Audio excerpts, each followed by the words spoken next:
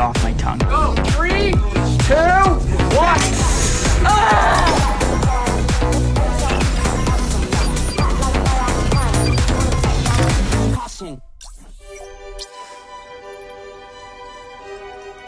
They want something scandalous. They want a headline. The more outrageous things that you say or do. If you have an OnlyFans, if you're hot on Instagram, if you're confident. I could basically post whatever I want, say whatever I want, do whatever I want. This is great. I'm king of the world. Your phone blowing up, millions of comments. There's more creators and more people making content online. Now anybody could become famous. Every next piece of content will be more extreme. There might be consequences to being a content creator, but as far as the rules, you make the rules. I'm Dr. Jamie Cohen. I am a new media researcher, faculty member, expert, but I have a PhD in visual culture and memes. The pizza's about to fall. The pizza's about to fall. The pizza is about to fall, ma'am.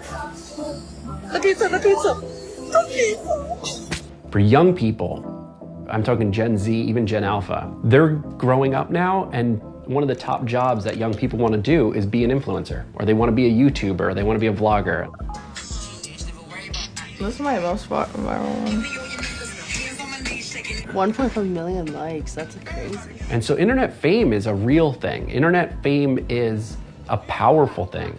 How do you become famous? I mean, it's as long as Hollywood's existed, people wanted to be famous. Now that the internet makes you famous, that's a career choice, a literal career choice that people want to make.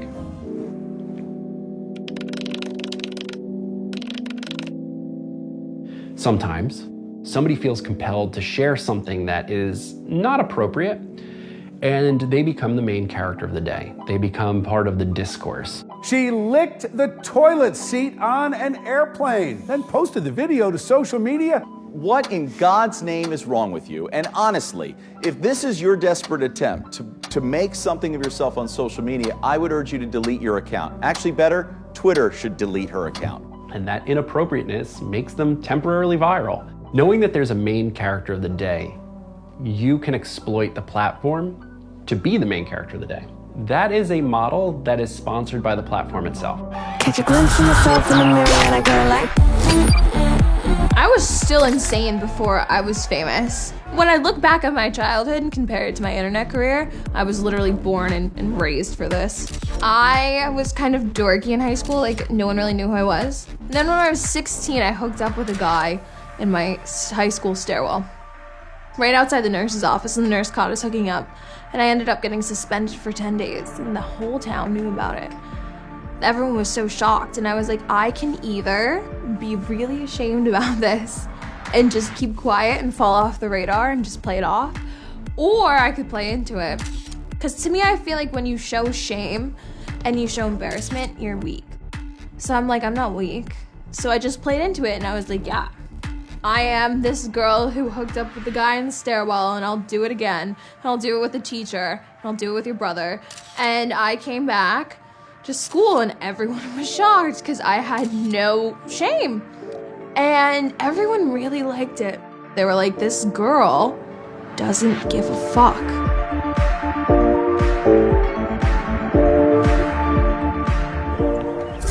Victory's mine. Thank the divine.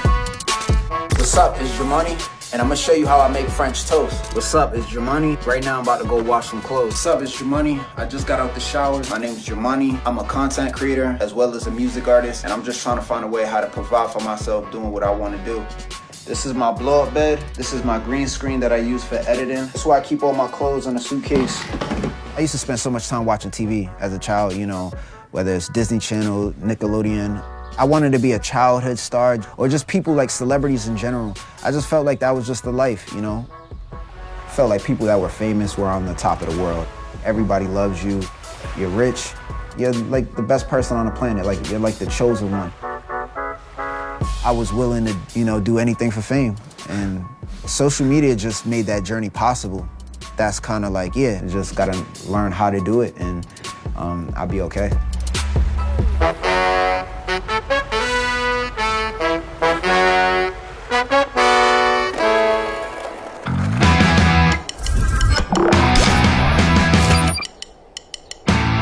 So it kind of all started through skateboarding.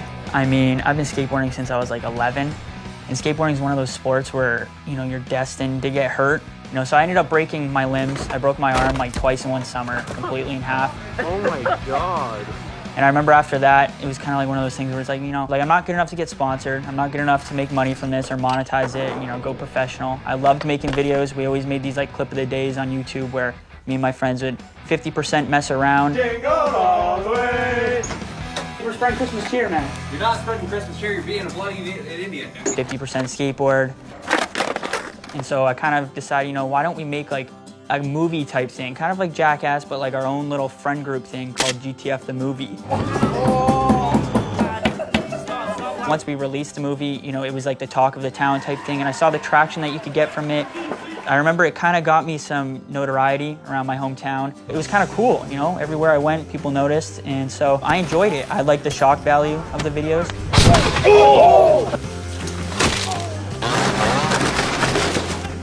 And I've always just been a big advocate for video creation, because, you know, videos live forever. You could die tomorrow, but the videos, they're always there. They're there on the internet to stay. Oh shit. Oh shit. Call 911.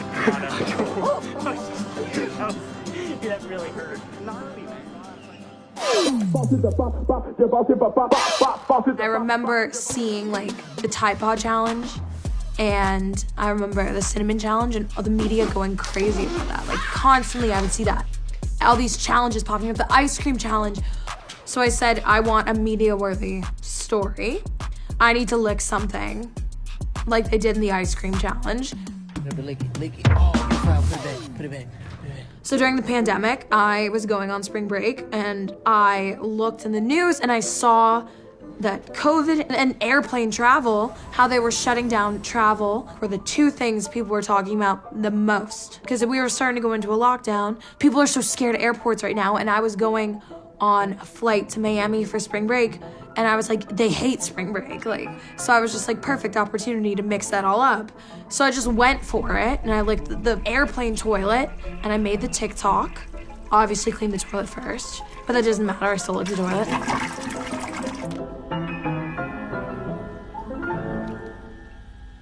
We didn't check my phone for like 2 hours. We go back, it's at fucking 15 million views. And then I'm getting all kinds of calls and emails from the news. That was my first time being in the news. I loved how it felt. I loved the clout. I loved all the followers I was getting. I loved all the attention. I loved the fighting, the banter, just what I was gaining, like the interviews. Like, I really liked it. And I think that was probably one of my biggest scandals because I was so international. And it was just wild. And they wrote about my song in the New York Times. Skinny Legend Anthem isn't a good song. It's catchy, but it's not a good song. And I am a skinny legend, damn, I may take a man. I got clout. And so it's like, for me to have my really bad song in the New York Times, people are gonna Google it, and they did. And now I have millions of streams on that, and I made a lot of money off of it. And it's like, all I had to do was lick a toilet. I would do it again. I'm planning things that are similar to do again and again and again.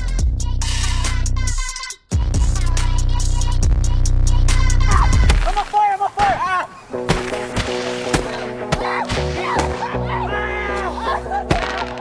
We gotta come up with new ideas that are crazier. How much can we shock people? And that's the direction that I kind of took it.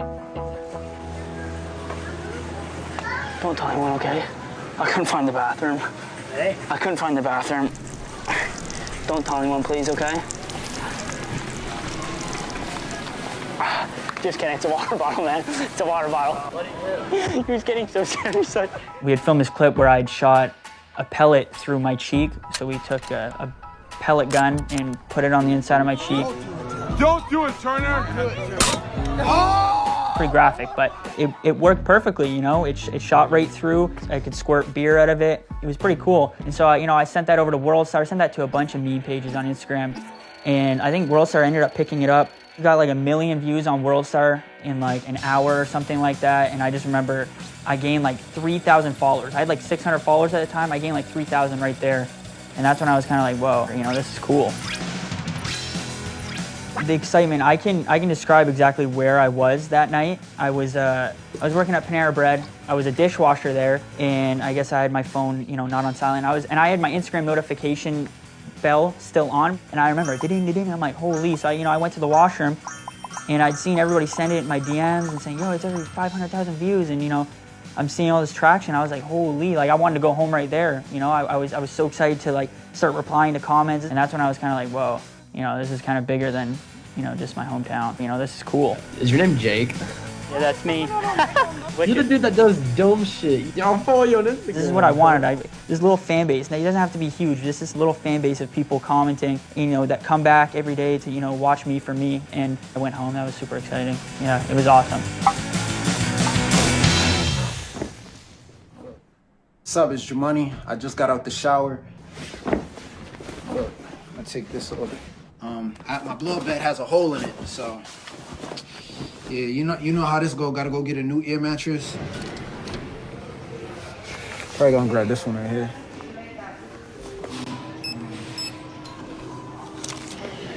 All right, hold up. He just wanted to check my receipt, but yeah, I'm gonna just have to take the bus. My air mattress usually probably lasts about 3 to 4 months. I just grab whatever I see, $10, $15, so I don't really have a preference. I always have to blow it up every 3 to 4 days. It'll be hard on my back if I don't put air in it. Yeah, so it can be an issue.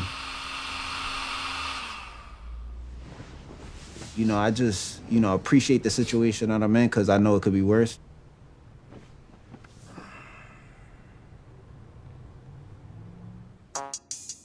Guys, I can't do this until I have some nicotine. I never went viral on accident. I did it on purpose. I made the song, like Skinny Legend Anthem, with a plan, and it worked. Jeffree and Kanye, it was a plan. I said, there's already rumors about Kanye being gay. Let's play up on those. And I said, what would drive TikTok kids crazy? How can I make this all about me? So I immediately make the TikTok and I say, this divorce comes as no surprise. Kanye has been hooking up with a very famous beauty guru, male beauty guru. Jeffree Star had moved to Wyoming. And obviously that aligned super well because Kanye West lived in Wyoming. So people were like, oh my God, this makes so much sense. Everyone ran with the story. People are making TikToks about it. Now that Kim's finally doing this, I feel like I can spill the tea that I've been holding on to for months. This whole divorce comes as no surprise. Kanye's been hooking up with a very famous beauty guru people in the scene have known for a while. So I wake up in the morning and it's trending #1 on Twitter, and I was just like, oh, I did that. And then everyone starts coming to my page. I'm getting millions and millions and millions of views. So I'm like, how can I keep this story going? How can I keep it going? I say Kim's suing me. Hey TikTok, so I had to make an emergency visit to my shopper's office to get an outfit for court because Kim Kardashian's literally suing me. Like, thanks, bitch. I need an excuse to shop anyway. Bring it on. And I made a fake legal document and I posted on TikTok. And the news ran wild with that because the media doesn't care about being honest with you. Who wouldn't want to read about Kanye West hooking up with Jeffree Star? So they didn't do any research in it. They just ran with it. Kris Jenner says it's absolutely not true, makes a statement about me to TMZ. And I mean, it was crazy and it was funny. And then eventually I was just like, yeah, I made this all up. And then me admitting I made it up was even crazier because people were like, no fucking, like, this girl's crazy. Did I do harm? Maybe a little. Was it ethical? Absolutely not. Is anything in social media ethical? No. Is the media ethical? No. I'm just as bad as everyone else, especially in that scandal, in that situation. And then I find out recently that Jeffree Star and Kanye West were the 4th most Googled couple of 2021. So I had that much influence and that much power. That was crazy.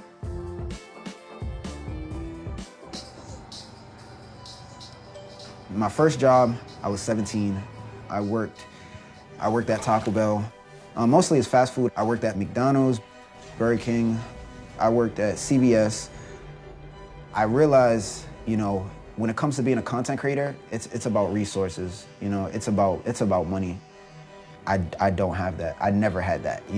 Everything I had was, it's a sacrifice. If I lose my computer and everything that I have, I can't afford to buy it again. When I started thinking about the controversial videos and why I created that, it was free to do that.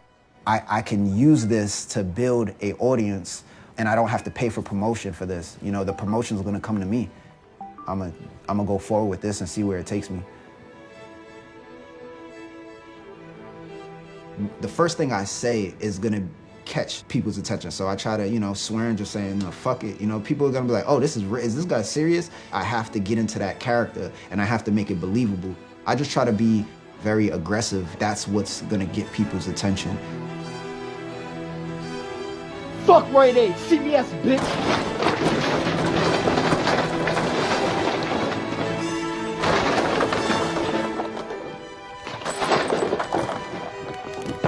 You don't support none of this shit right here. I didn't know if it was gonna go viral. I didn't know if it was gonna work. I believed it would, but wasn't really sure, you know.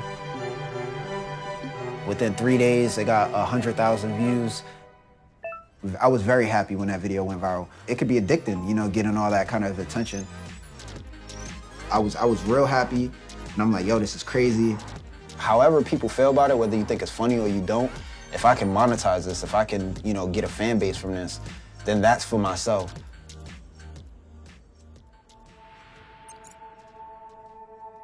Why do content creators not stop? Internet fame is a fame unlike any other. There is no way to experience internet fame unless you've experienced it. There's a dopamine hit that has no tangible experience in real life. In fact, if anything, it's incredibly hard to describe internet fame to someone outside the internet. That is a platform exploit designed specifically to train people to do it again, and then do it again, and do it again. And that's why it becomes an addiction for them. My name is Dr. Donna Rockwell, and I'm a clinical psychologist. One of my key research interests is the psychology of fame and celebrity. When somebody recognizes you, when someone adores you, they become used to it, and they want that hit of dopamine. But it can't last forever.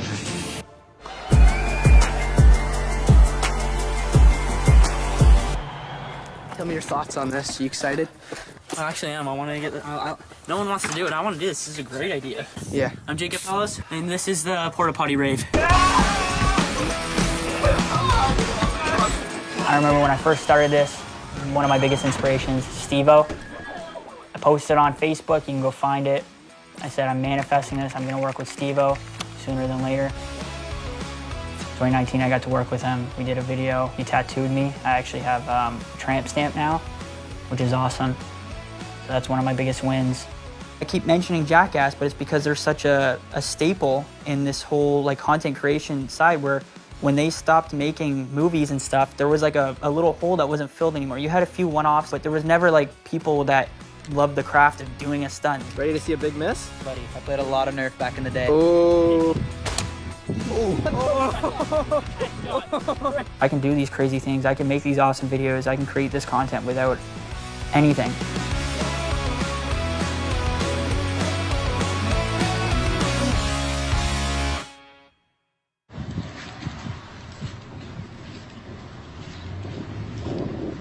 Hey, I remember when I was a kid, I used to try to get away with everything.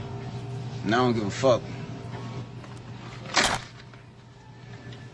The next video I would post would be a video that I did walking into CVS, stealing. How much is that? $19.99? Sheesh. That's way too much. Yeah, I'm gonna just take some Sour Patches, Lifesavers. Can you get those out of your pants? Why would I take them out of my pants? Because it's disgusting. Nah, I'm all good with that. I ended up getting arrested for that. I remember my first time sitting in jail. Over these videos, I realized this is way out of my control. I think I know what I'm doing, but I don't.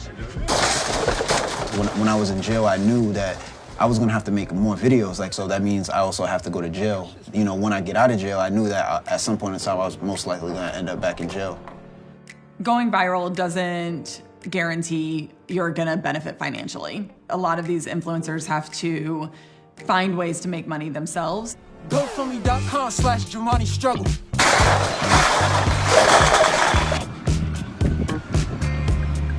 JamaniStruggle.com. Follow me on Instagram @JamaniStruggle. They're stuck trying to figure out, how am I gonna make money? Hello. How's it going? I am Jade, also known as Jadesaur.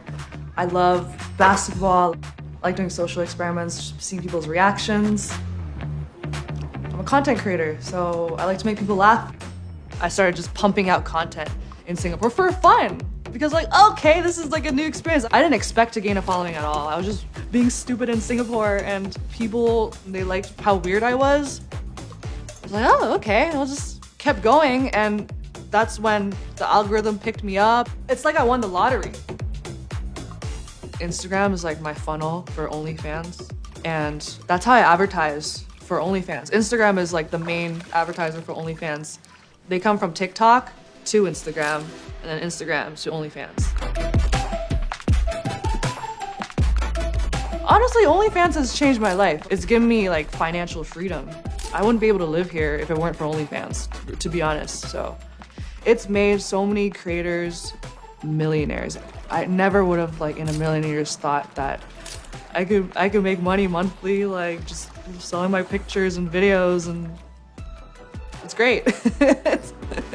I can't complain.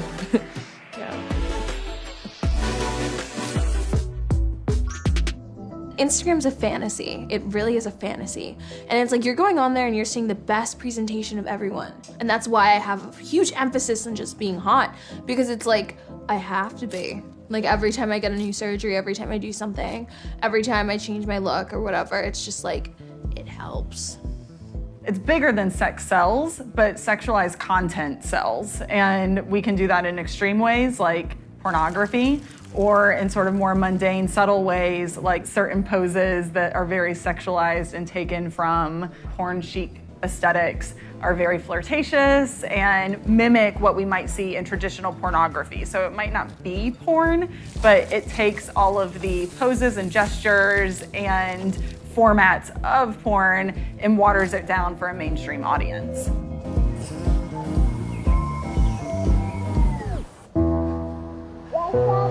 Hey yo, Ava, all these niggas talking hella shit, all these bitches is ugly, they fat, they broke, yo, we got clout, you dead. All these haters need to drink. Describe where we are. We're in the Smush Room. This is where we make OnlyFans content. We have all had sex on this couch over the years when his parents go on vacation. On Thanksgiving, we had an orgy here, 7 people. It's very squeaky though. You would know better than me. You just got with someone here the Yeah. other day. Yeah, Half of her videos, I'm basically a director in. he films them. Our trusty favorite. This has been inside of us both. It's like show and tell. So we have duct tape. For bondage play. A screwdriver that I don't know why is in here, but check out Ava's OnlyFans to find out. Yeah. That clip goes on the wall to make people horny, and then we sell them our nudes. I know you've heard of gay for pay. He'll do straight for pay. Yeah. Well, I'm not bi technically, but I'll do stuff for money. Someone wanted him to shit on camera once. How much did they pay you for that? It wasn't that much. I was really drunk. I took whatever they offered. And then they unsubscribed, so I don't think I did it right. Yeah, our friend shit on some guy in a basement for 10 grand. That I would do. Me too. Shit all over that guy. I respect the hustle. I would do it too. This guy just subscribed to him. Just tell him thank you. Thank you for subbing.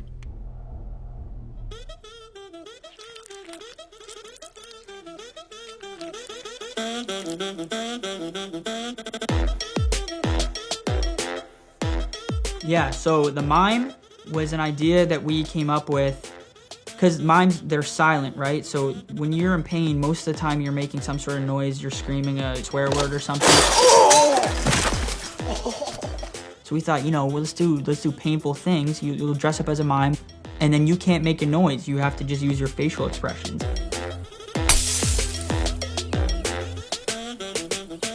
It's a stunt, and we get that shock value and that craziness to it, but then there's comic value behind it. There's comedy to it where people are like, oh, that was crazy, but it was funny. And that's what made Jackass so successful. I like watching people get hurt. I bet everybody here has watched Ridiculousness or America's Funniest Home Videos. People want to see it all the time, so there's people now like me on the internet that will do it for you, and you can watch it all the time. So yeah, for the mime, it blew up on TikTok originally. So like, okay, let's keep the mime gig going. And I think I gained like 1 million on TikTok in like 2 weeks. I've never seen those numbers before, right? We started uploading them to YouTube. People started going over to our YouTube because at the end of the day, YouTube is the main goal. That's where we drive everybody, and people love it, so.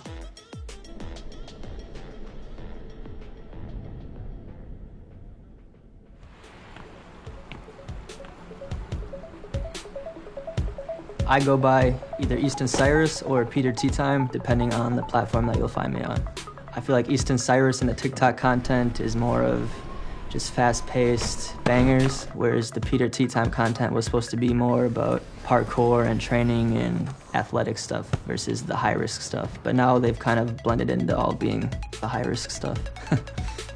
I just found more success through the high-risk stuff online, and the success of it made me want to pursue that more than the other avenues.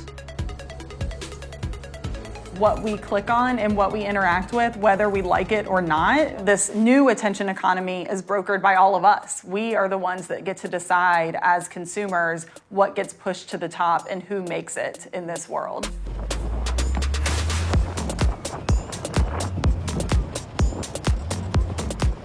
I think what most people don't know about influencers is it's a ton of work. Your fans are always commenting, always interacting with your content. There's always a demand to put more out there, never being able to step away.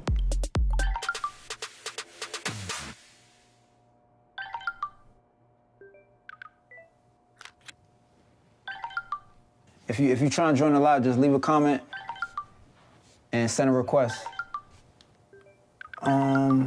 Mozzie trying to join the live. Yo, what's up? What's good, Slim Block Boy? Go through the comments. Shout out Too Many Churros. Everybody want to join the live now. Yo, what's good, bro? As far as in why people would want to watch, people want to see like someone that just came from the bottom and, you know, found a way to make it to the top, and that might attract people. I'm about to add you right now. Yo, what's up, bro? So, in that one video, when you were running through the store, knocking stuff off the shelves, what was going through your mind? I know this might sound funny, but like, I'm trying to make sure like nobody like hurts me, and I try not to get into any physical altercations. You know what I'm saying? Jake Paul? Jake Paul probably knocked me out. I'll get in the ring though. I'll do it. I would do it just for the publicity though, honestly. Yeah, you really got to. You just gotta... Just for the publicity. The people that's gonna follow, they're gonna follow. The people that support is gonna support. And that's all I could do is just try my best to, you know, move in the direction I wanna go in, and I just have to continue to move forward. You know, I don't know what the future holds. You know, anything can happen. Where you from, bro? Where you from? Me? Yeah. I'm from Jamaica, bro. Jamaica, all right. I was just asking, but yeah, all right, go ahead. My fault, bro. Like, one of your most iconic lines was 1999, nigga. Sheesh. Yeah. Oh my God. Someone asked the question. She said, "When are you gonna become happy?" That's a good question, bro. That's a good question, man. I don't know. I'm probably not gonna be satisfied until I'm, you know, making money as a full-time content creator. I've been contacted by so many people, and, you know, I do have people that, you know, tell me, you know, keep my head up and, you know, move in a better direction. People understand the way how I feel. So, yeah, if I didn't have faith, I wouldn't have done the videos that I did.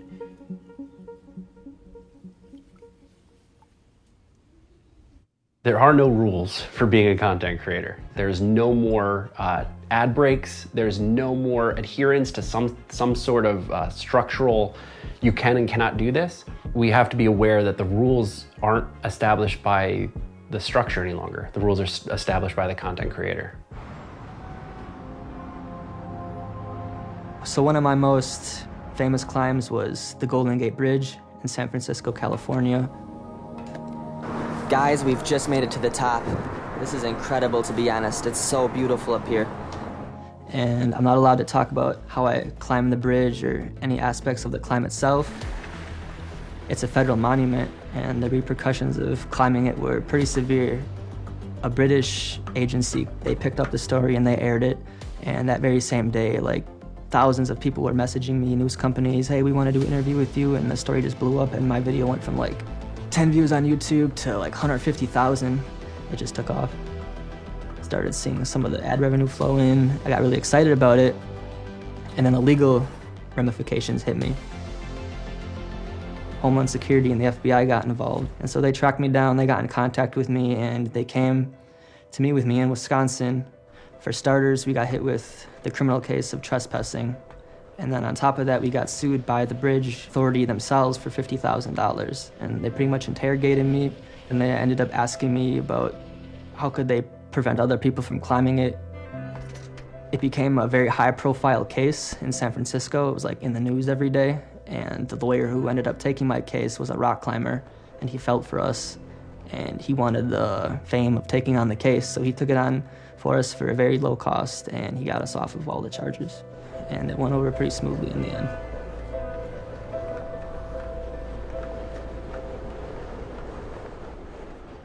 You can DM, you can direct message a celebrity on their account, which I think probably gets people very excited. Okay, first comment. Comments. A hearts. Wow, heart. Love hearts. My comments are like half and half good, half bad, or depending on the post, they're all good, or sometimes there's more bad ones than good. Perfect and sexy. Thanks for the smile. Hard eyes. Dwayne Davis, 84. Clout is the most dangerous disease out there. It's true. I mean, it's true. It's. He said, you're a masochist. What does that mean? I keep getting those comments. I think it's something that like someone that likes pain. I think that's what that means. I could be wrong. I'm not sitting there being like, yeah, this is awesome. Yeah, no, I'm definitely not a masochist. Yeah. Kids with semi-well-off parents, expensive hoodie, GoPro, martial arts or gymnastics training, sense of entitlement, bored kids with too much free time, and parents that pay too little attention. I mean, he's pretty spot on with all of that, but like, what's so bad about a middle-class kid doing something he enjoys? They're not gonna say bad things. I don't think they'll say bad things. I have a pretty good fan base. They love me. You dumb as shit. Yeah, straight to the point. I can't disagree. You an inspiration to me, you feel me? I'm an inspiration? How? Yes, sir. How I inspire you? You inspire me by doing crazy shit and grocery stores and certain honesty that you gotta be to realize sometimes you gotta not give a fuck and do what you gotta do, you feel me? I feel you. That's not the kind of inspiration I want to be, but I understand where you're coming from.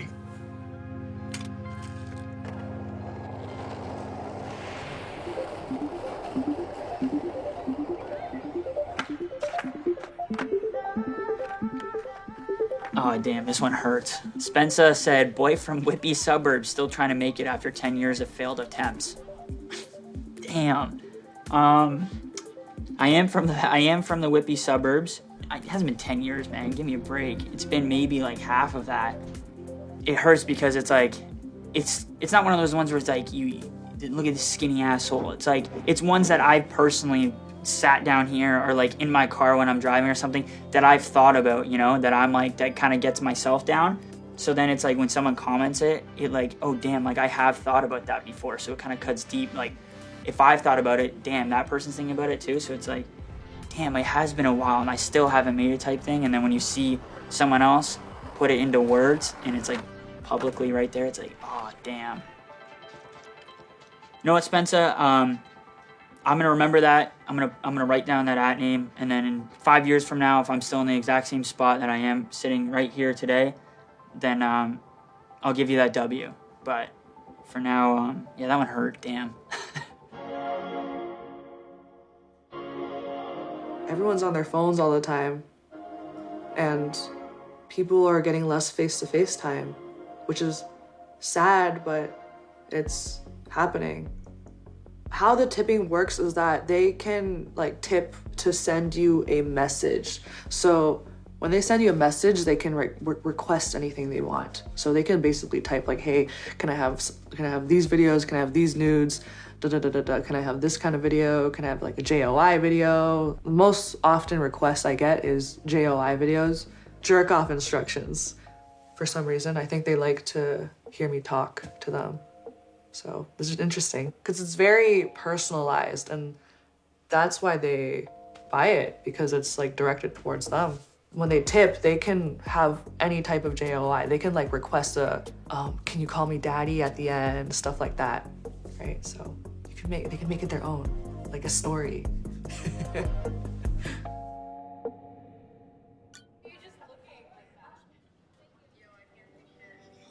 I feel like to have Charlie dance to your song.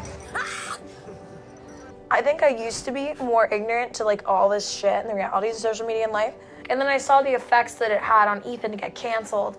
My mirror broke. How's your day going?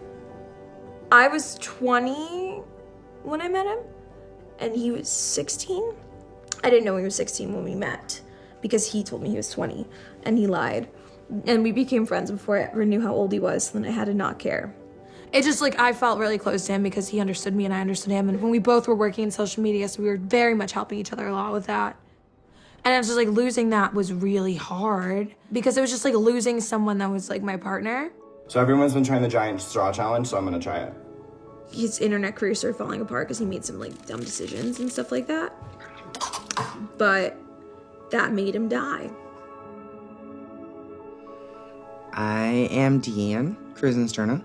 I am the mother of Ethan Peters.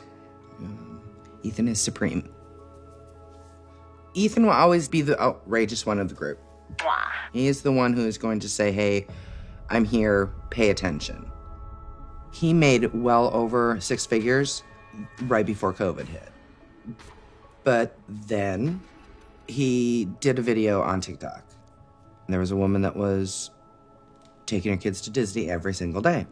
And he made a funny video about calling Child Protective Services because that would be a horrible thing. We're not Disney kind of people. We'd rather go to a rock festival or anything but hang out at Disney. And we said, what if your kids like something else? What if they like Marvel and stuff like that? And like, we were just making a joke. Just because you love Disney, what if your kids don't love Disney? They attacked. They decided that he was making fun of this woman's children, which he wasn't. They went after brands, contacting brands, telling brands that this is a horrible person, you shouldn't be using this person, and brands started dropping him. He lost all of his brand deals and endorsements, loses followers, loses so much. And it really was, like, that's what sent him over the edge, like losing so much. Instead of just saying, you know what, I don't like this person, I don't like their content, I'm not going to watch them, they find this need to destroy them.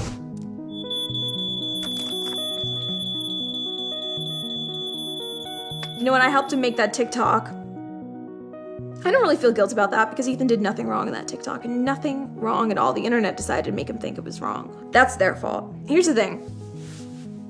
I will never think it wasn't part of my fault that he's dead. I've gone through our text messages and I've gone through our DMs, and like there would be points where he'd be posting about his life and I'd be like, go get a fucking Xanax. I will never, ever, ever say I'm not a part of the reason that 17-year-old kid's dead. When you make fun of a 30-year-old Disney mom and she and her thousands of Disney fans leak your address, nude pictures, phone number, and start sending my family death threats as well as my nudes. She didn't have to use the platform like that. You know what?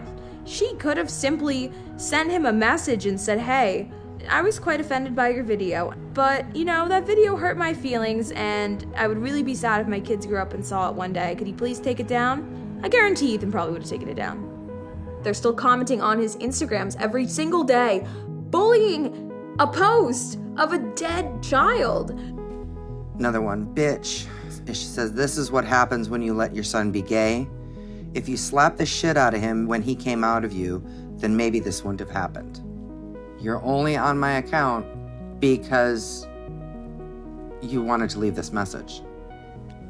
It's just absolutely insane. Who does that? You have to be like, that was a kid making a mistake because he was 17. And you have to think about, what did I do when I was 17? How did I act when I was 17? What are the mistakes I've made in life? Like, you have a privilege that you didn't do that on camera. It's a fucking privilege. There's things that I said on the internet, like I'll look back on videos I made on 2019 and like my Instagram like archive. And I'm like, yikes. I would never do that at 23. Because I grew the fuck up.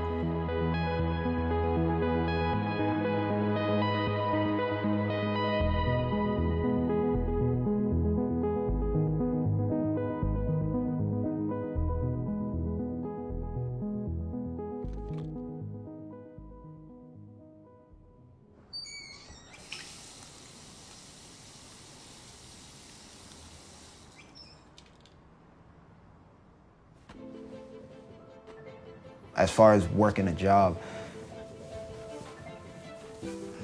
spent 10 years, I didn't have no love for it. I didn't have any passion. I didn't have that motivation to get up every day and do this and do that. If I wasn't a content creator, I honestly think I'll be in a lot of trouble. The chances of me committing like real crimes probably would be a criminal, like a real criminal, unfortunately. I don't know what I would do. That's the problem. So I decided if I'm gonna go to jail, I'm gonna go to jail for these videos.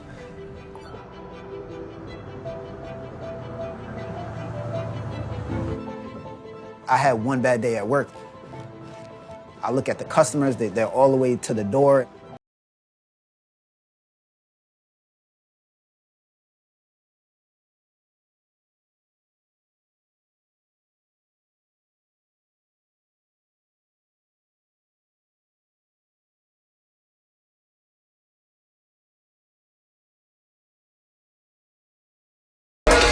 Fuck all this Subway shit. Fuck all of this Subway shit, bro. I'm done working in Subway. All of this clout chasing shit is temporary, bro. Deadass. I don't want to do this. I really don't want to be doing none of this. Everything, I'll throw everything on the floor, man. Deadass. I don't even care, bro. If this is what I gotta do, if this is what I gotta do to get on, this is what I'm gonna do to get on, bro. And I don't know what else to do. So you feel me? If I gotta clout chase my way to the top, I'm a clout chase my way to the top. Just give me an opportunity. I'm gonna take advantage of it. And you know what I'm saying? That's all I can say. You know what I'm saying? I'm gonna make the best out of it. Just looking for an opportunity, bro. Ah!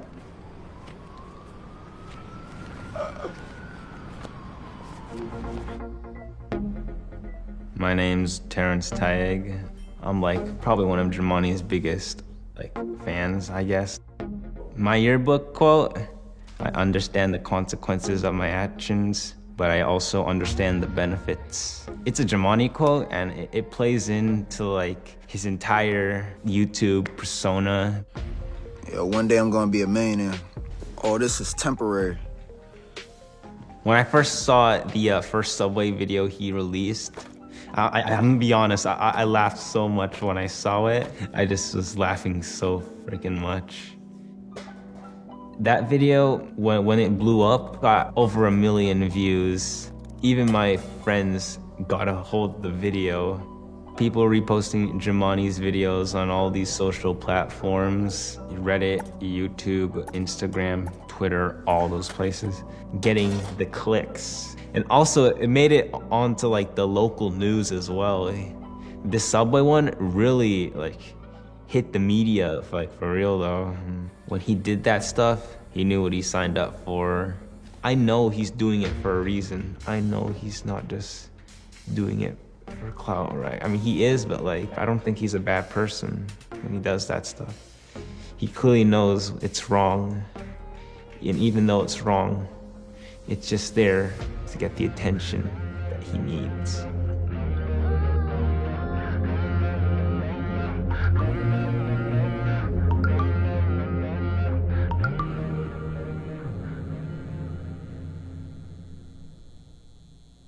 At the beginning of when Jake started this, I don't think I understood what the platform was or what it was intended for. All I understood was that my son was making some poor decisions and putting himself in harm's way for laughter or for comedic value. And as Jake was going through high school and finishing up high school, and you know, you hear about other parents and their kids and they're going off to college or university, and my son's an influencer. And I was like, I don't even know what that means. Are you getting a full-time job?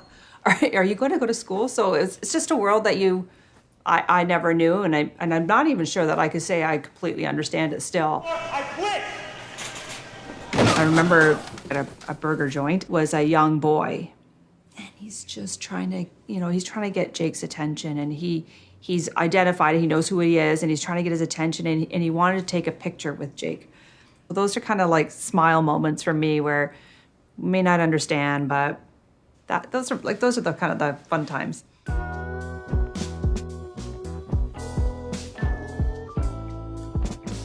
Having Ava as a daughter has been very challenging, to say the least. You know, I mean, the stunts she pulls and all this stuff, but I do have to give her credit. The fact that she's like went worldwide news so many times and enough money to start 401ks is very impressive at your age. That's all.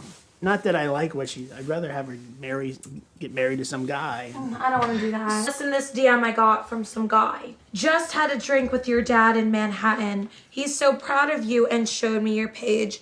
Would love to connect. Obviously, this creepy old man. But you didn't. He's a plastic surgeon. He's offering you free plastic surgery.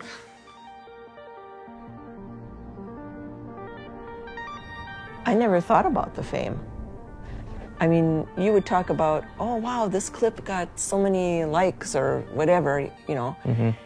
It never fazed me that I would equate that with fame. Nowhere near where I want to be in the social media. I just want to keep building followers and a fan base. See, and I'm oblivious to all that. I never thought that it would actually ever get to be this big.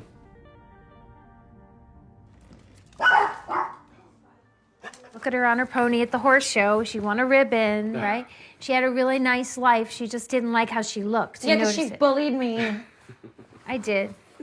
I bullied her because I didn't want her to get fat. She wouldn't stop eating out. Something on eating disorder and threw up everywhere. She used to go in a bikini on her trampoline and bounce on the trampoline in a bikini to make all the moms upset. And the kids would come home on the bus from school, and we would all see my mother in a bikini bouncing. Guilty. And she wonders why I have an OnlyFans.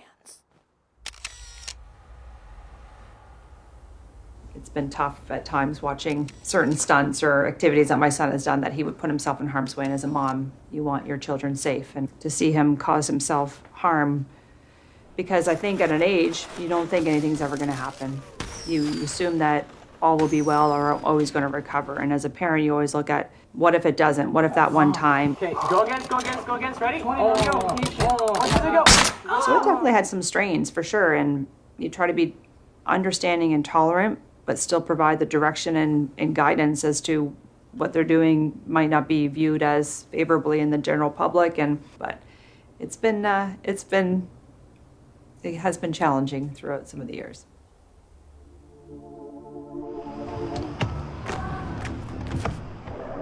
I don't like the roof topping at all. Which is fair.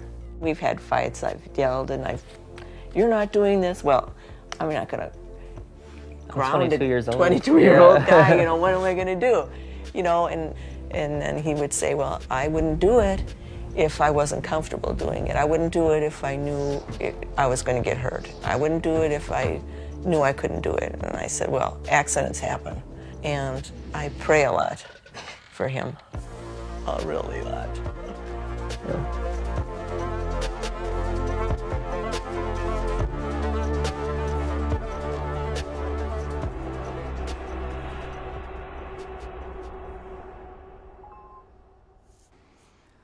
So I have blonde hair now. I've got a nice mustache going on. The new Jackass movie just came out. They took one of my bits, I think. Like, what are you gonna do? It's the internet. Like, you know, I can't trademark a video. I can't trademark the mime, you know? People have been doing it since, I don't know, 1920s, so.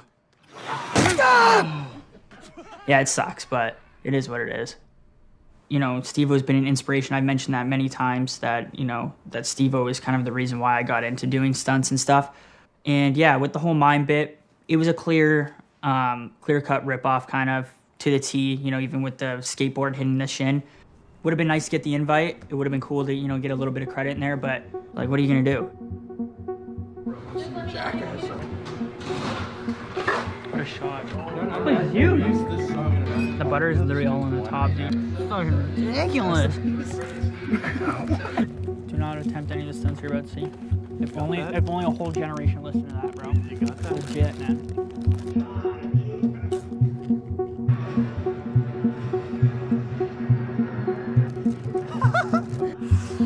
Yo!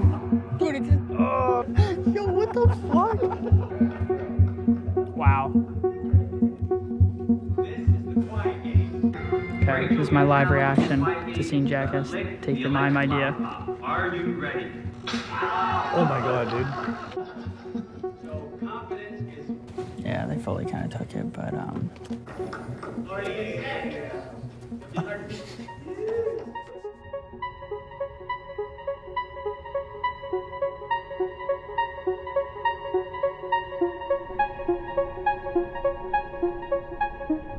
it's kind of like a fresh start a little bit, so that's how I'm gonna try and look at it. And I don't know, I think it's time to retire the whole mime thing.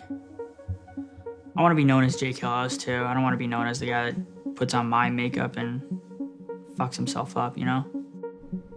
I mean, Steve-O made a noise and I never made a noise, so I got him on that.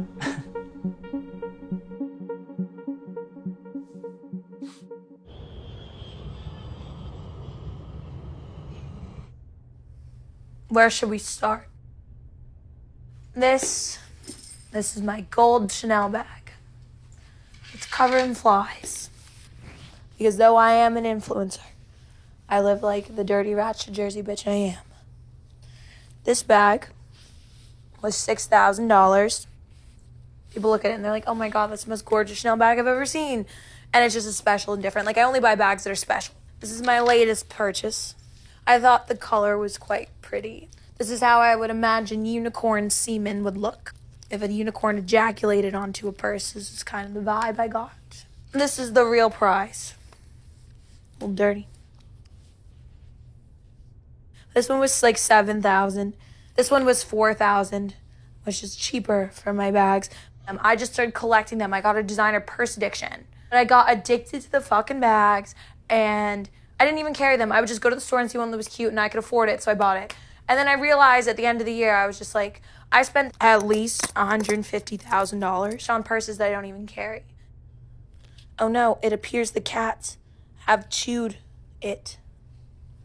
Oh no, my cats chewed on this. That sucks. Oh well, guess it's staying with me and not ever being sold. Not that I would want to sell this one anyway. I got rich way too fast and made a very immature decision. So if you got really rich off the internet, save it and don't buy dumb shit. Because it's like when you give a 21-year-old like 6 figures a year, and like obviously she's gonna blow it on Chanel bags. Now I'm getting older and realizing I should invest my money. Like on myself and my ass. It's an investment.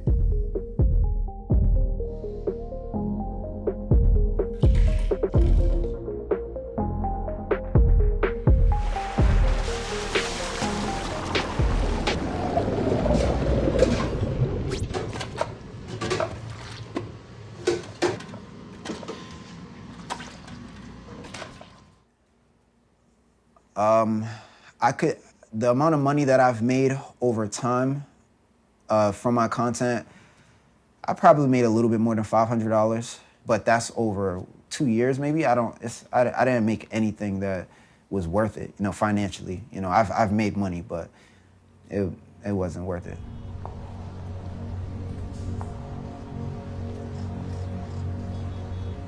I think a lot of what's driving influencer culture is the dream or allure that you might be able to make it and that it might be lucrative and you could be the one that goes viral.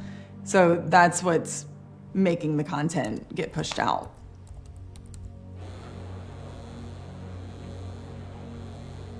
Statistically, to be a super famous, I'm talking top end, super famous internet celebrity YouTuber, your odds are extremely low. There are over 3,000 channels making 6 figures a year on YouTube, underneath 1/10 of 1%. Not good. You have your odds, your current odds, are easier to get drafted onto a professional sports team and go to Harvard and then get drafted onto another sports team is easier than becoming a super famous YouTuber. So it is statistically difficult to become super famous. That being said, anyone can do it.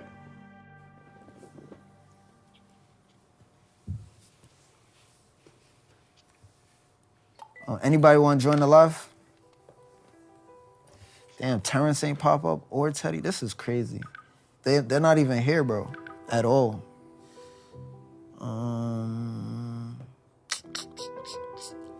Yeah, I mean, it is what it is, you know what I'm saying? So,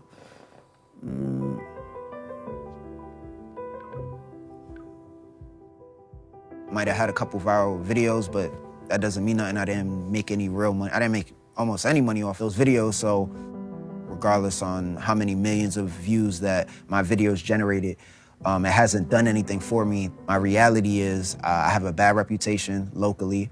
The people that are coming to my profiles and sending me messages, but they're coming out of the controversy, so they're coming through hate. You know, they're angry and they want to criticize, and that's really it is. And everything I did is like a circus, like I was a clown. And if I'm gonna be a clown, I have to be a clown. You know, I can't just take off the clown suit and put on a business suit and think people are gonna stay for the show. They're not. They came to see a clown. That's what they came to the circus for. They want to see the act. What's a message you hope to express most in your story? I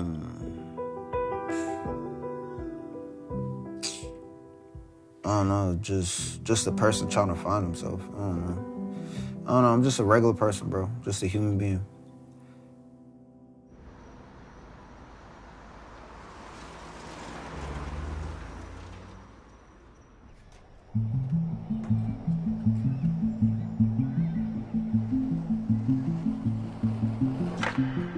My TikTok has been deleted, which sucks. Tried appealing it, doesn't look like it's happening. They have the ability to just take you down.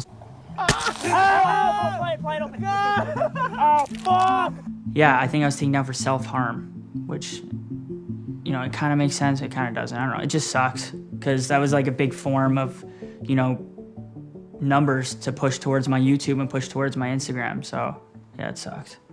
I didn't make a single dollar, at least not from TikTok. I didn't make a single dollar, you know, so as for what's like, to dumb it down for you, I don't know what's next, but I do know that I do want to reshape it so that I can do this for a living, you know, because right now I'm not doing it for a living because, you know, I don't make anything from it really.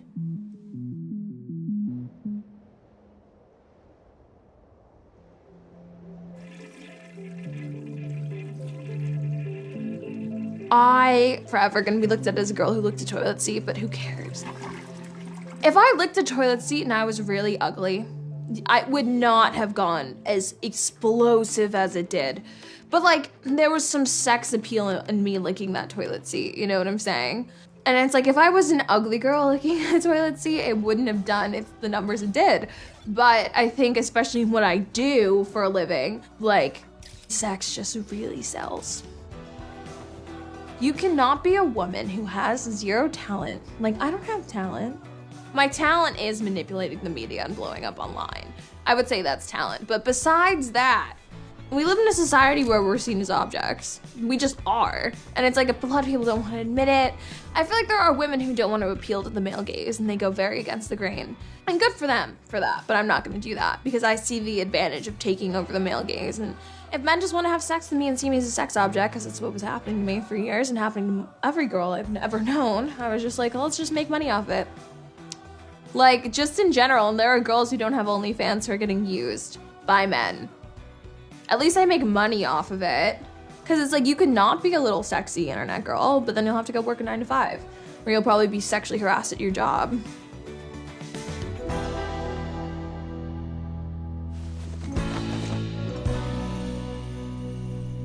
We need to be tuned in. We can't passively interact the way that television allows us to sit back and consume. And we need to remember that we are actually in charge of the platform. It isn't the platform in charge of us.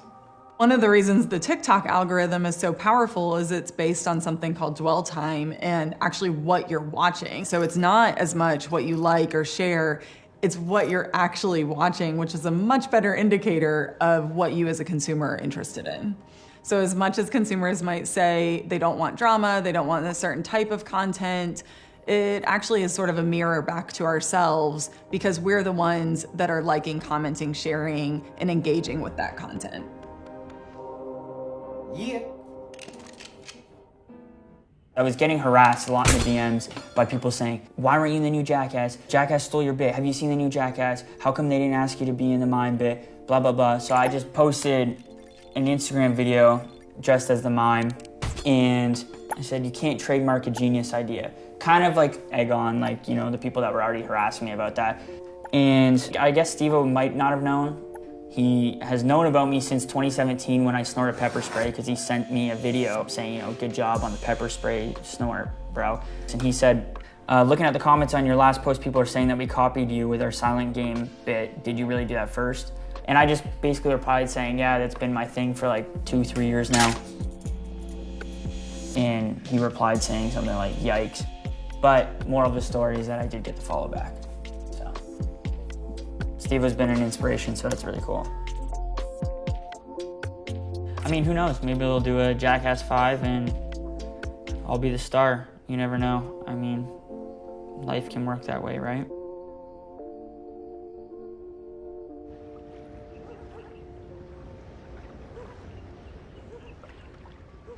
I feel like things are just getting worse, you know? It's like, after the whole Subway thing, when I just reflect on my reputation, I'm like, that thought of suicide was definitely there. It was there multiple times, you know? Even though I'm not dead, I feel like it's only a matter of time, I guess. It's just deep depression, I guess. You know, it does that to people. For some people, like myself, it becomes your life. I've adapted to it for so long. It's just a part of me. Suicidal thoughts kind of start off like, oh, what if I wasn't here no more? Who would care? It's not like really like thinking like, oh, I should kill myself, but like, I wonder who would care if I wasn't. And that's kind of like the slow process of like, no, I don't want to be here no more. But you never know. I think people that kill themselves, they know it's coming, but they don't know exactly when. Like, I think it just hits them. So I try to be humble about that. You know, you never know.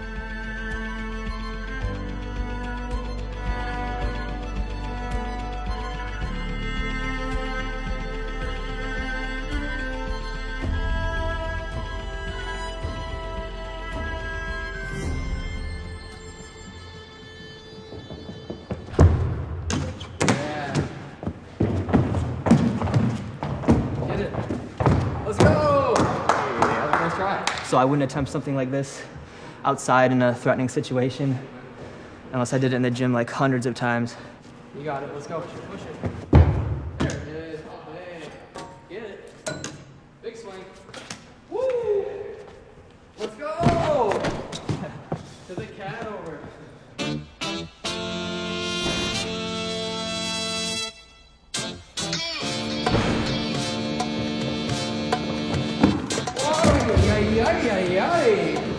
Number one rule, check your surfaces. Sometimes these tries take like 30 tries. You know, you watch the videos, you watch people do it. It looks like, oh, they're just super good and they just get it right away. Little did you know they train all day for that one jump. You know what I mean? So it's crazy.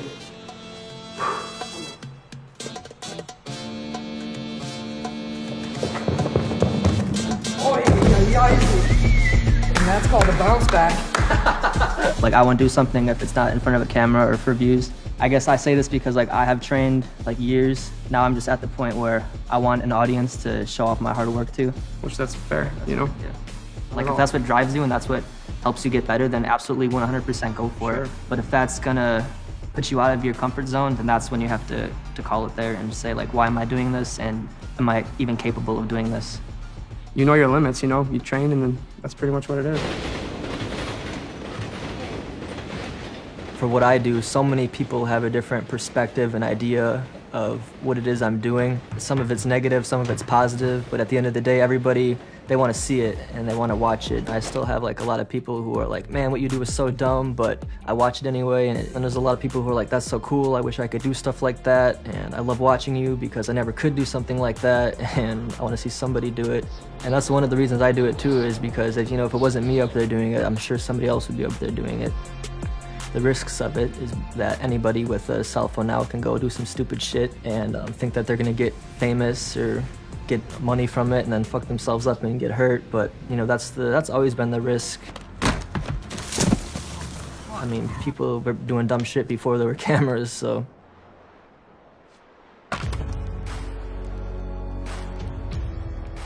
I am proud of the amount of followers I've been able to gather.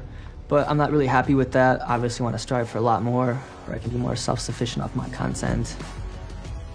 I've made a lot of plans to get outside and meet up with other creators and go film some more stuff that will hopefully go viral, and we'll get some more viral content.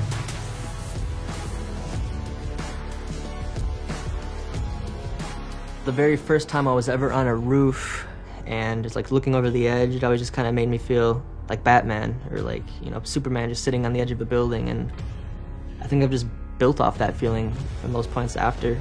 And I'm gonna keep making videos my entire life, no matter what the repercussions are, because it's something I love to do.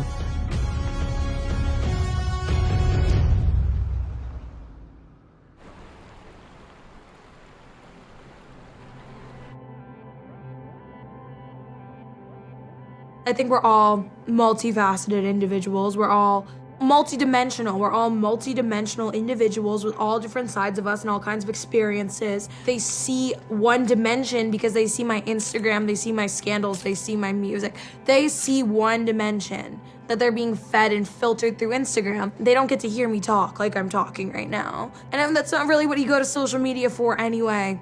You don't go to social media to be like, oh, I want to hear about Ava's experience and I want her opinion on what it's like to be a teenage girl navigating the internet and famous men. They don't want to. They want me to look at toilet. They want me to do something crazy. So it's like I am now a prisoner to my persona, low-key, which is whatever. I've come to accept it.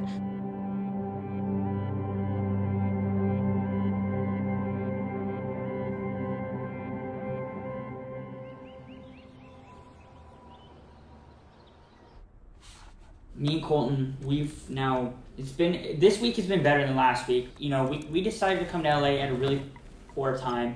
I knew the Super Bowl was this weekend, but I didn't know it was in LA. So this trip was definitely probably the most expensive trip I've taken to LA. It was like $6,000 though, probably all in all. That's because of the complications that have happened. Yeah. You have to look at these trips as not like, oh my God, I'm out $6,000. You have to look at it as like, well, it was an investment. I met this if I didn't spend that $6,000, I wouldn't have met this person, or I wouldn't have got this footage, or I wouldn't have said this thing to this person that now they're maybe. You really have to look at it as an investment. Even if the trip is terrible and nothing worked out, you made noise. You made noise somehow, and that's how you have to look at it. Dom just hit me back. I said, we still good for 3? He said, yes, sir. I said, we can all go and fucking see what happens. Okay. Beautiful. Okay, well, got ribbon. I don't know, man. Attach it to the license plate. That's probably enough. Yeah, sometimes the stunts don't go the way I want them to. It's so ghetto, dude. Like, fuck. Okay, ready? Let's put it on. Which eyebrow should I do? You gotta hold it so it doesn't rip your skin. Oh, fuck, yeah, I think it's coming off. Here, wait. All right, you ready, Don? Yeah, digger. Oh, fuck. How much is left? Holy shit. Is it gone? How much is left? Dude, I look fucked. Well, at least we used the Lambo for a good cause, dude. Switch it up now. I feel like I have many different personalities. also. Yeah, I definitely went through like a TikTok stage, like OnlyFans stage. Now I think I'm ready to try something bigger. OnlyFans was just a way to like supplement income. I don't think I really want to like do that forever. Yeah, my dream is to do acting. Yeah. OnlyFans, I don't regret it at all. It's just like changed my life. It helped me like pay for acting school. It helped me like pay for where I am living right now.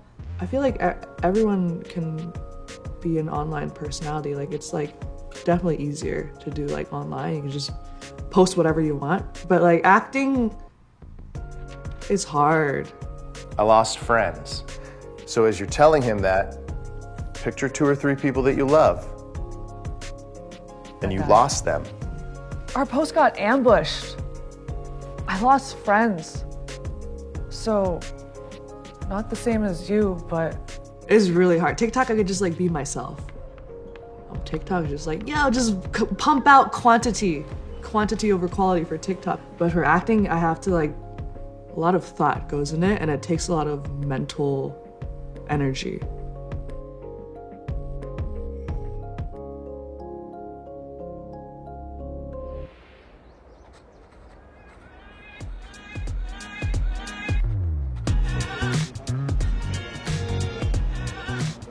What's up, it's Jumani. I finally figured out what I'm gonna do as far as creating content. And honestly, I'm gonna just focus on music. I'm gonna just go all in with music and see where that gets me. I made mistakes and I'm stuck with it. With every step, I've been stumbling.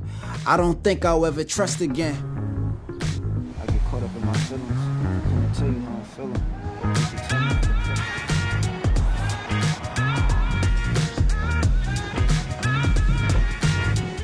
Welcome to the crib, buddy.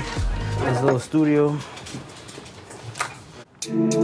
Yeah, this was the beat, right? Yeah, that's the beat. Yeah. So even if you mess up, just keep it going. You can mumble. I just make sure I get the right pitch. Yep, got you.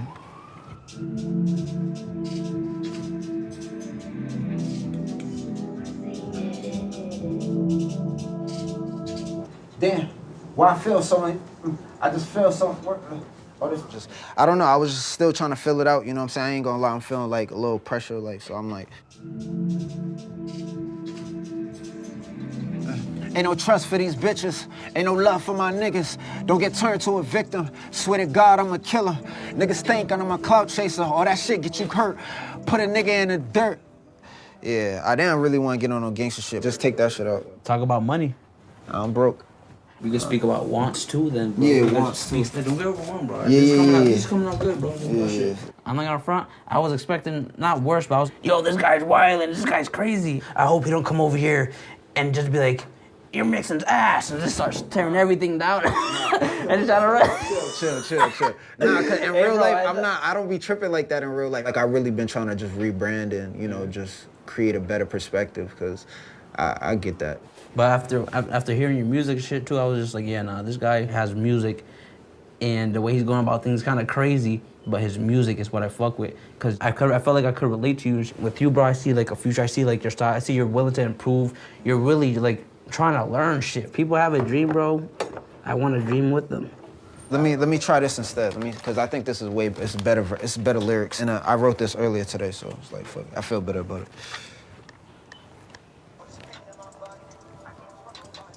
Nah, you could see all of my flaws. I could never be right, cause I'm usually wrong. And I'm making mistakes as I'm writing this song. I won't ever be perfect, it's the way I was born. Made mistakes, I admit it. Yeah, I just need time to myself. Don't nobody know how I feel, and I don't think nobody will. Too many thoughts in my mind, it affects how I'm feeling inside. Depression been telling me lies, you can tell it's been killing my vibe. Struggle. Why I feel so uncertain, I just feel like I'm worthless. All this pain I've been hurting, some would say I deserve it. I don't know why they hate me, but I can't let it faze me. If I do, then I'm crazy, but it seemed like that lately.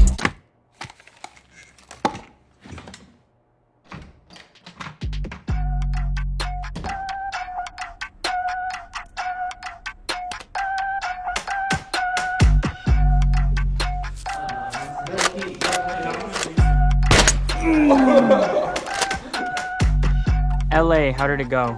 LA went well. I kind of feel more motivated again to do this content stuff. I think when I started this out, I didn't think I had any talent, but I knew I wanted to entertain, so I just resorted to, you know, paying for fame.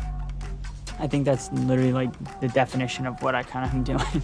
I'm more excited than I was before. I think this will be a good year for me. My advice for someone that wants to do the type of content that I do, or just wants to get into content, probably don't do it. There's so many other ways now to make content.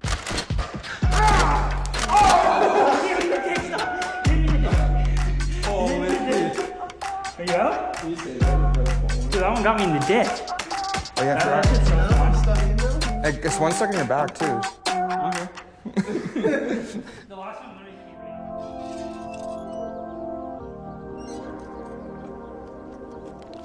And what's it like being internet famous? You think I'm internet famous? I guess it's kind of cool. I mean, I'm still broke. I still live in my dad's basement. I drive a Honda Odyssey. So, I mean, but I have people that watch my videos and they leave nice comments and they like to take pictures of me, so yeah, it's pretty cool. Subscribe. So guys, smash that like button. It's like, yo, Jake, this isn't going on. And he's like, shut up.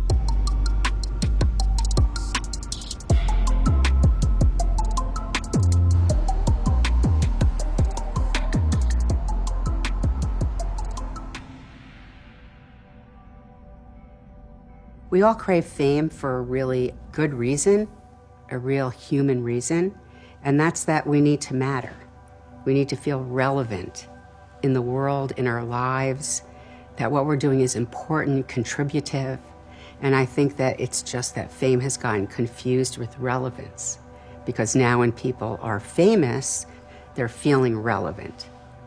And if they're feeling relevant, then they exist. And if they exist, then they matter. What I try to emphasize is that we're already famous.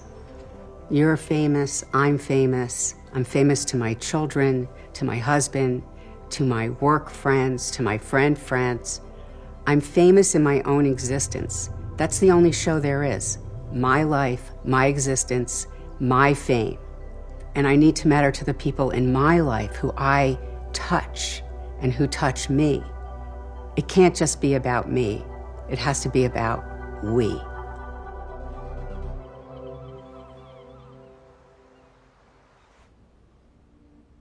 It's like hard to say who you are. I think we all struggle with identity issues. I've been a lot of people in 23 years. I used to be an artist. I used to ride horses. I used to have glasses and be bullied, and I used to believe in unicorns when I was a child and everyone made fun of me for it. Then I also was a fucking drug addict in college, and I was, you know, a girl who had really abusive boyfriends, and I was a girl who licked a toilet seat, and I was a girl who made Skinny Legend Anthem, but I'm also a girl who really loves her cats. And really loves her best friend. And a girl who really loves her life now. And I'm a girl who has an OnlyFans. And I'm a girl who has a verified check mark on Instagram. I'm so many things, so why ever put a label on it? And I think people want to do that really badly. So I don't know. I am Ava, and that's that.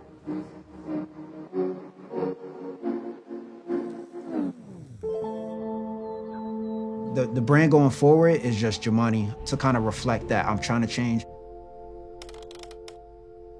I'm just gonna be myself, you know? So people that are genuine enough to really see me for who I am, they'll just see the transition that I'm trying to make. You can see all of my flaws. I could never be right, cause I'm usually wrong. I won't ever be perfect, it's the way I was born. At this point, it's just about me doing everything that I need to do to rebrand myself and build my platform. It's just gonna have to speak for itself. My recording session, the engineer and producer that I was working with, you know, just the relationship that I've been building with him, you know, I'm happy about that. You know, it was great. It was a good experience. Made it this far, I refuse to turn back now. Nothing left to lose, tell me why would I forfeit? Hate it or love it, I'ma make it out of the struggle.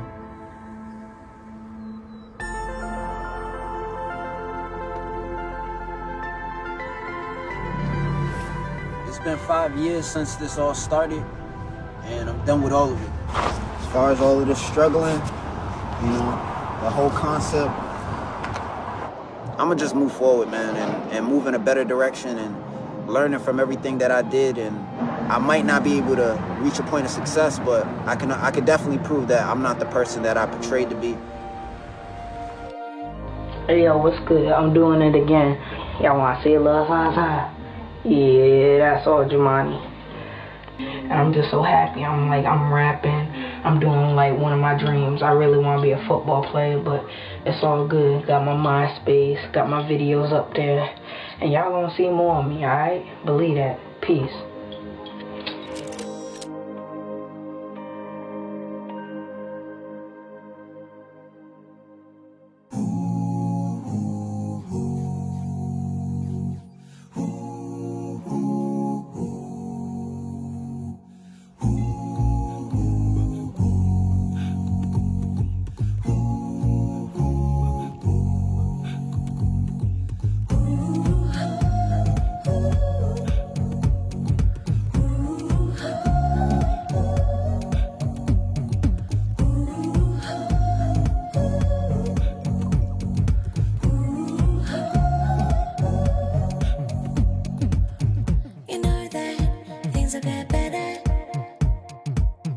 You know